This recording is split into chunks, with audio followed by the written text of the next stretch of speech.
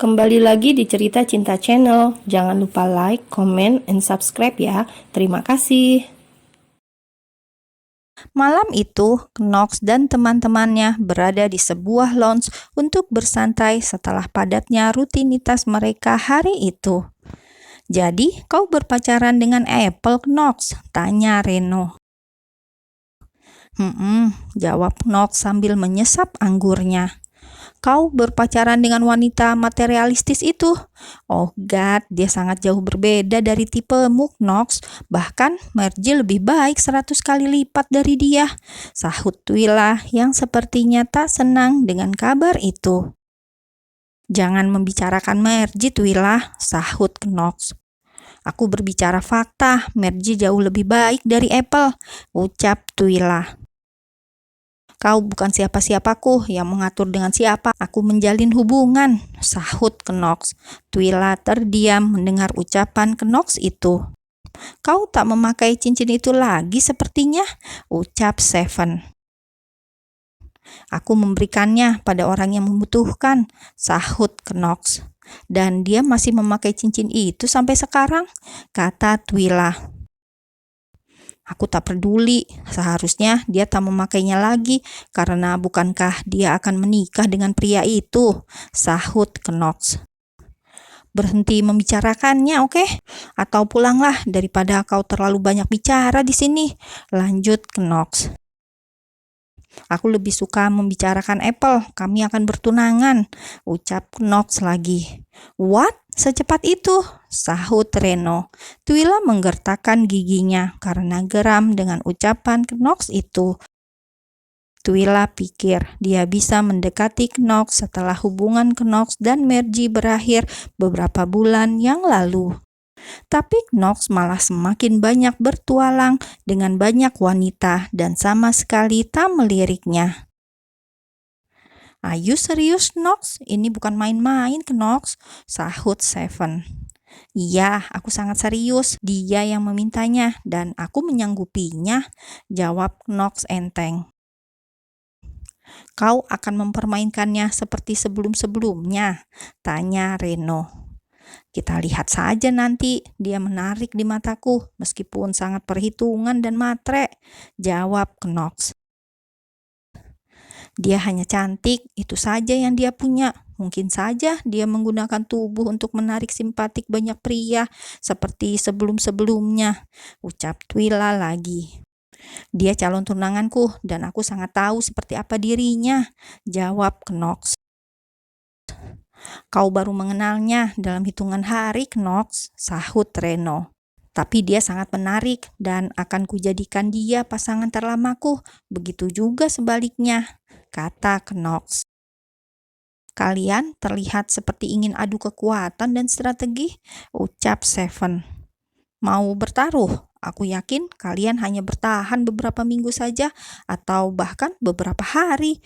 Aku cukup tahu sepak terjang Apple dan juga dirimu, Knox," sahut Reno. "Apa yang akan kau berikan padaku jika aku menang?" tanya Knox. "Kau sudah memiliki segalanya, Tuan Bilioner. Katakan, kau mau apa?" tanya Reno. "Kau punya rumah di pinggir pantai, bukan? Itu lumayan," jawab Knox. "Oh no, jangan itu, karena aku sangat suka di sana," sahut Reno. "Jangan menawarkan taruhan jika tak mau bertaruh, Dud," jawab Knox. Seven pun tertawa dan Twila tampak tak suka dengan obrolan malam ini. Setelah cukup lama mereka bercengkrama, akhirnya mereka pun pulang ke rumah mereka masing-masing. Knox mendapat sebuah pesan dari sang mami yang menyuruhnya membawa Apple di acara besok malam yang akan diadakan di mansion orang tuanya. Knox hanya tersenyum melihatnya dan melanjutkan perjalanannya ke mansion pribadinya. Keesokan paginya, Apple sudah siap akan berangkat ke perusahaan Knox. Dia turun ke lobi dan kemudian keluar dari gedung apartemennya. Langkahnya terhenti ketika ada pria tampan yang bersandar di sebuah mobil mewah. "Hai, good morning my fiancé," ucap Knox tersenyum. Apple tersenyum melihat Knox di depannya dengan setelan jas formal yang membuatnya tampak sangat tampan. "Halo pacar tampanku," sahut Apple dengan senyuman manisnya yang sering membuat para pria tak berdaya. "Silakan masuk," kata Knox membukakan pintu mobilnya untuk Apple. "Gracias," jawab Apple dengan anggun dan masuk ke dalam mobil mewah Knox. Lalu Knox pun menutup pintu mobilnya setelah Apple masuk. Kemudian Knox masuk dan duduk di belakang kemudi mobil. "Kau sudah makan pagi?" tanya Knox. "Belum, ayo kita makan pagi," jawab Apple. "Aku sudah, kau saja," sahut Knox. "Kau yang bayar," kata Apple sembari melihat ke arah ponselnya. Knox tertawa pelan. "Kau ingin makan apa?" tanya Knox. "Makanan pagi pada umumnya saja. Kita berhenti di perusahaan dan makan di sebuah restoran yang ada di dekat perusahaan," jawab Apple yang masih fokus dengan ponselnya. "Baiklah," jawab Knox. "Apa yang kau lihat?" tanya Knox yang melihat ke arah Apple sekilas. "Grup kuliahku. Mereka akan membuat acara perpisahan minggu depan karena ada beberapa temanku yang melanjutkan kuliahnya ke luar negeri," jawab Apple. "Ikutlah denganku ke pesta itu. Aku ingin memamerkanmu," lanjut Apple. Knox kembali tertawa dan mengusap puncak kepala Apple tanpa merusak tatanan rambutnya. Apple terdiam dan menoleh ke arah Knox. "Jangan melakukan hal itu padaku," kata Apple.